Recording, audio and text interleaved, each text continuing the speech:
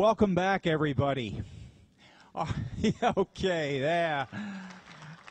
That rehearsal paid off. Our next presenter is Dr. Rudy Schild. I want to tell you a little bit about Rudy, especially those of you that don't know him, some stuff that's not in the program guide. Rudy is a career astrophysicist at the Harvard-Smithsonian Center for Astrophysics. Okay? Guys, this is the largest center for astrophysical research in the world. Okay? Rudy doesn't have any books or videos to offer you at the end of this presentation. Now, the reason is that all of his work is published in the peer-reviewed journals. Okay? We have hard science taking the dais right here. Now, all of this being said, okay, Rudy is not up here. He is one of us, okay? I promise you this. You can buy him a drink and talk to him about anything. And he is open, and he is down to earth, and he will give you the best of himself that he can. Now, how do I really know that he's one of us? Here's a little secret. Just about every year in the fall, Rudy and I get together, and we're usually in the hot tub, and he bends spoons. Ladies and gentlemen, Dr. Rudy Schild.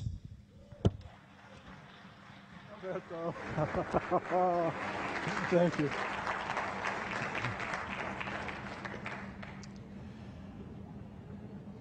Thank you all for coming.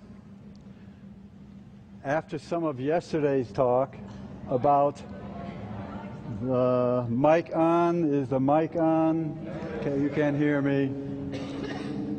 So, and let's get the echo out of here. Done. After yesterday morning's talk and remarks about academic imperialism, I'm not so sure I really want to stand before you as the representative of some glorious institutions which have done their fair share. However, I do anyway because, you know, we are coming to the most amazing places in astronomical research right now that very much impact what we're coming to learn from you, the people who would not be told that, oh, you didn't see that, oh, you imagined that. Now I see all of this coming together.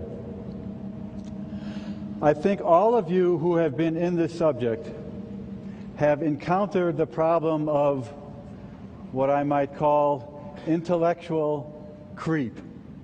And that means that if you've had a UFO experience, chances are you're interested in crop circles, or if I could have the slide, please.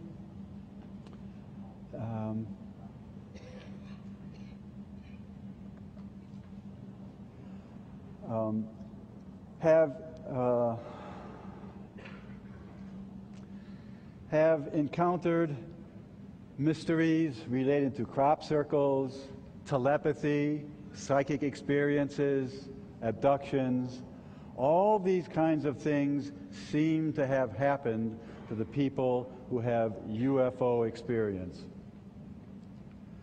And I have been interested in these for some time. I call them the modern miracles, where, of course, miracles are the things that we can't explain by the paradigms of our civilization. And I think you know how our civilization has dealt with all of these modern miracles.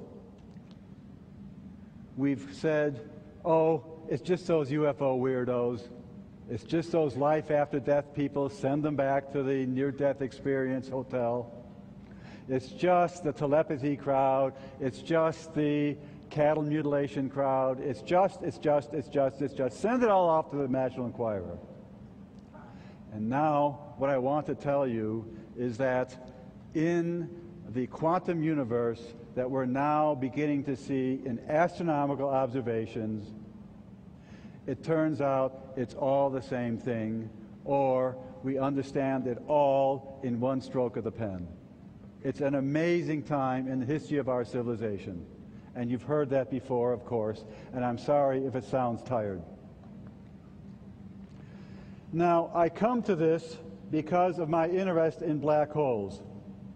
And a great deal has been written about black holes. You can't follow any science literature today without hearing about Stephen Hawking and Leonard Susskind trashing each other about the nature of information transfer into the black hole and so on.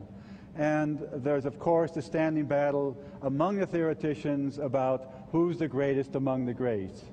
Well, guess what? They're both wrong. The arguments that you hear advanced now are getting so excessively esoteric, nobody is really following all of that stuff, and for a very good reason. The object that nature makes is not the technical black hole which causes them so much difficulty. From astronomical observations, which I and some students and colleagues have made, we see that what nature in fact makes is a magnetic variant of the black hole. This object is called a MECO, and I want to discuss with you, oh, by the way, MECO means magnetic eternally collapsing objects, and the fundamental idea is the same, namely that nature comes together with some gas clouds, and if there's enough of the gas in it, the thing can collapse and collapse and collapse without limit. That was the old paradigm. What we're finding from observations is that the thing acts more like an object which has a strong magnetic field in it, and that magnetic field and quantum electrodynamics prevent the formation of that event horizon, and instead you get an object which we technically call an eternally collapsing object. Now, the MECO isn't the only thing I'm going to pull out of the magician's hat today.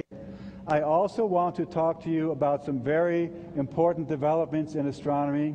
One is the development and understanding of dark energy.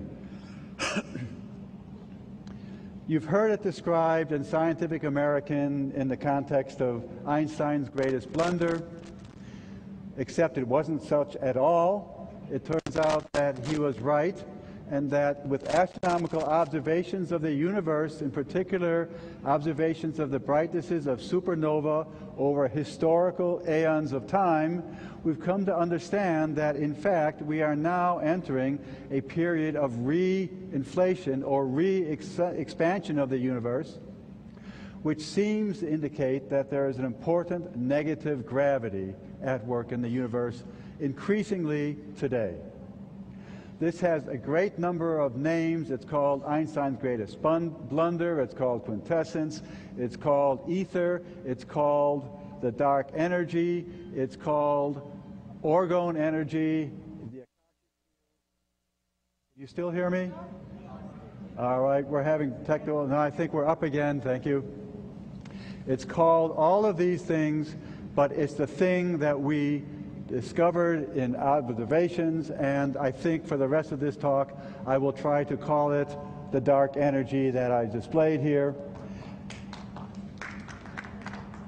And I want to remind you that those of you who read Kip Thorne's book in the mid-90s, I think 1993, 94, that book, Einstein's Outrageous Legacy, Black Holes, Wormholes, Warps of Space and Time. In that book, he makes the observation, I believe it's chapter 14, that if the universe has a field, contains a field, which has the property of negative gravity, then wormholes will be enabled. And guess what? In the last 10 years, we have discovered this field, and we've called it dark energy.